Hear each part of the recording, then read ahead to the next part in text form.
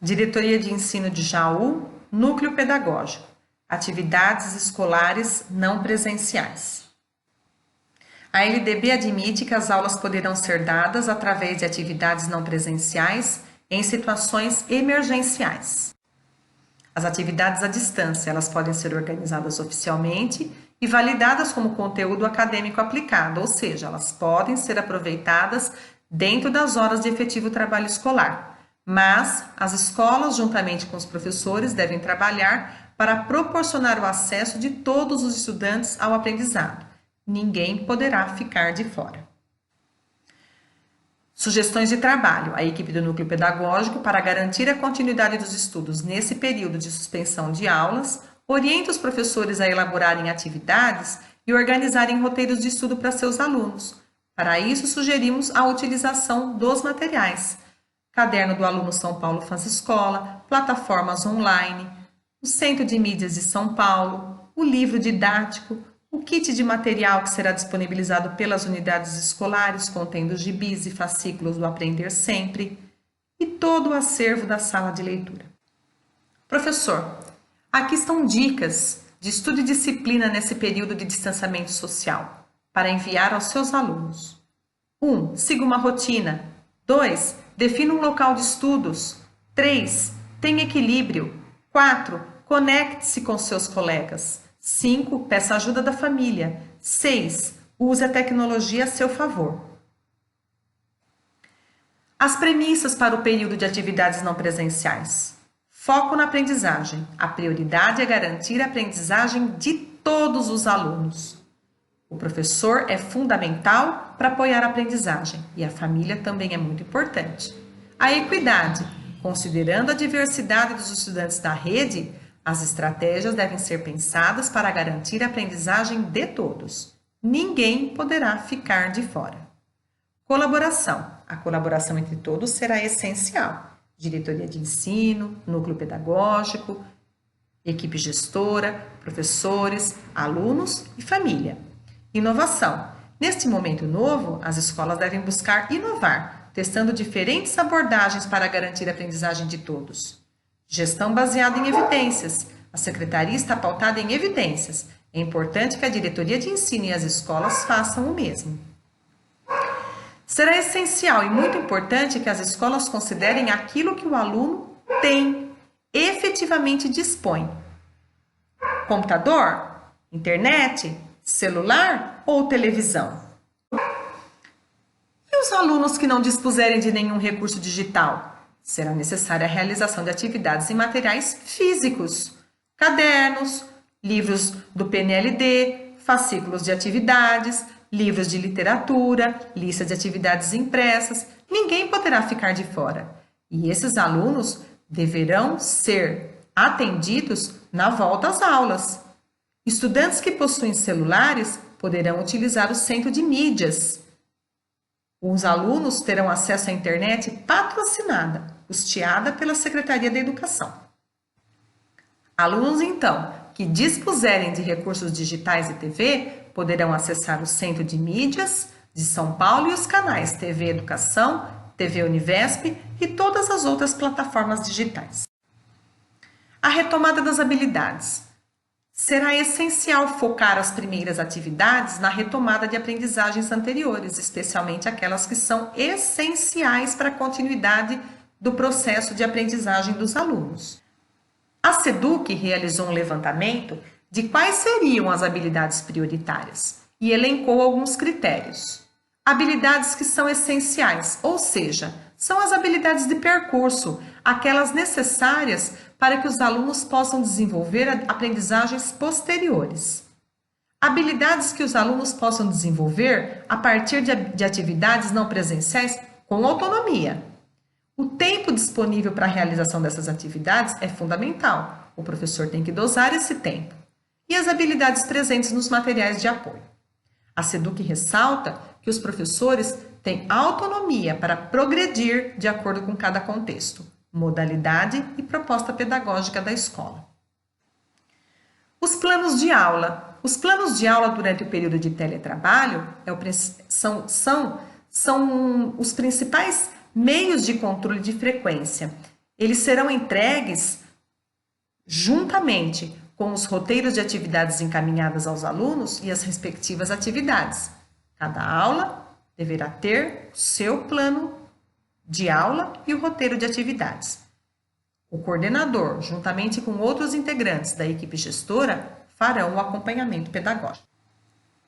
Sugestões de planos de aula e roteiros de atividades. Roteiros interdisciplinares. Esses roteiros poderão ser feitos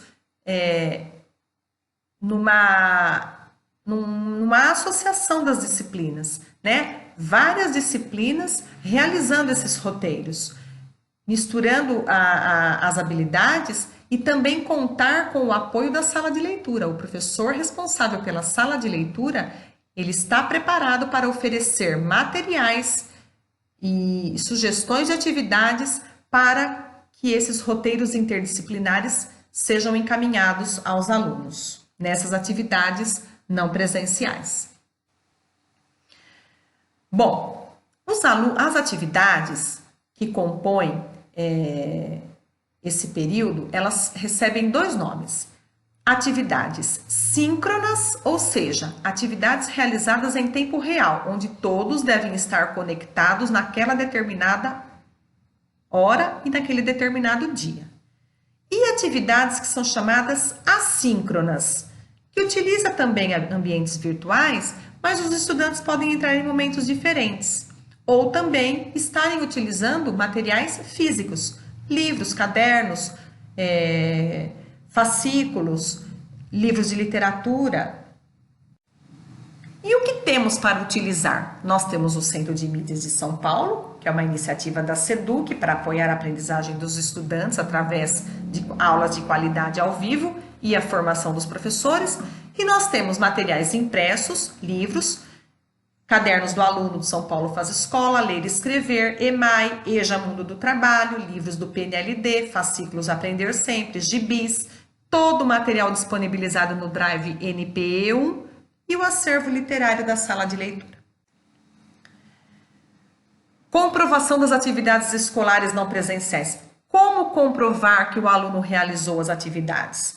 Através do registro de forma pormenorizada. E o professor deve arquivar as comprovações que demonstram as atividades fora da escola. Carga horária dos estudantes, então, através de atividades síncronas e assíncronas. Todas essas atividades deverão ser registradas onde? No diário de classe, preferencialmente no formato digital, mas caso não seja possível, no formato físico. Carga horária dos professores. É a carga horária estabelecida pela sede e o principal meio de controle de frequência será a entrega dos planos de aula, bem como os roteiros de atividades. Para quem eu devo entregar? O professor coordenador, que em conjunto com os demais integrantes da equipe gestora deverá fazer o acompanhamento pedagógico. Os docentes que atuam no CEJA, a frequência será efetivada através de relatórios circunstanciados de atividades desenvolvidas. Avaliação escolar. Quais serão os instrumentos avaliativos?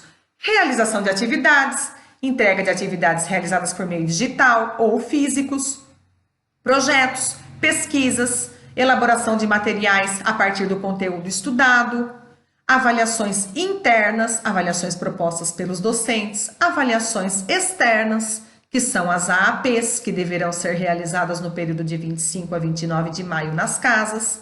Lembrando, as AAPs vão exigir habilidades essenciais, que são as habilidades de percurso, mais as habilidades do bimestre.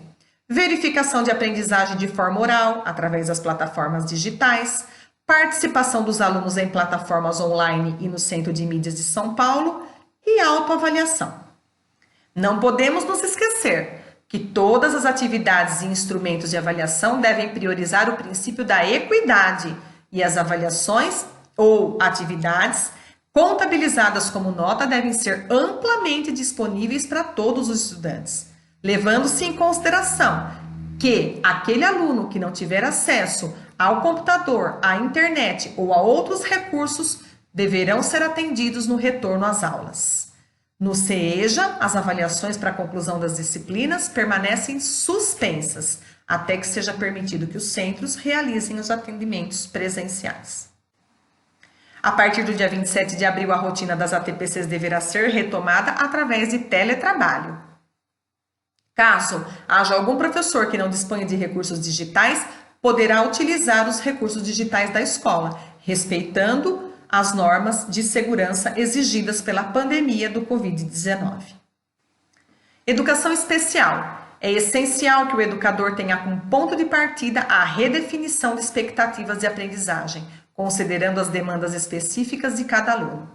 O professor que atua na sala de atendimento, que atua no atendimento educacional especializado sob a forma de sala de recursos, ele deve orientar os professores da sala regular quanto à adaptação curricular. Além disso, os professores da sala de recursos poderão propor atividades de estimulação a esses alunos e o professor especializado da sala de recursos deverá manter um canal digital para que pais e ou responsáveis possam ter esclarecimentos no caso de dúvidas. Educação de jovens e adultos. O EJA. É importante que o professor elabore roteiros dando continuidade aos objetos de conhecimento, competência e habilidades previstas para o semestre. Os atendimentos individuais devem ser realizados por meio digitais. As avaliações permanecem suspensas até que as atividades presenciais sejam retomadas. E todas as atividades executadas pelo professor devem ser minuciosamente registradas no relatório circunstanciado. Educação de campo. Assentados, acampados, indígenas, quilombolas e comunidades tradicionais. Dada a diversidade étnica e cultural dos discentes das populações de campo, é de suma importância que os docentes, juntamente com a equipe gestora, reflitam e incluam a diversidade nos roteiros de estudos desses alunos. Educação em contextos de privação de liberdade. Segue as mesmas orientações do EJA.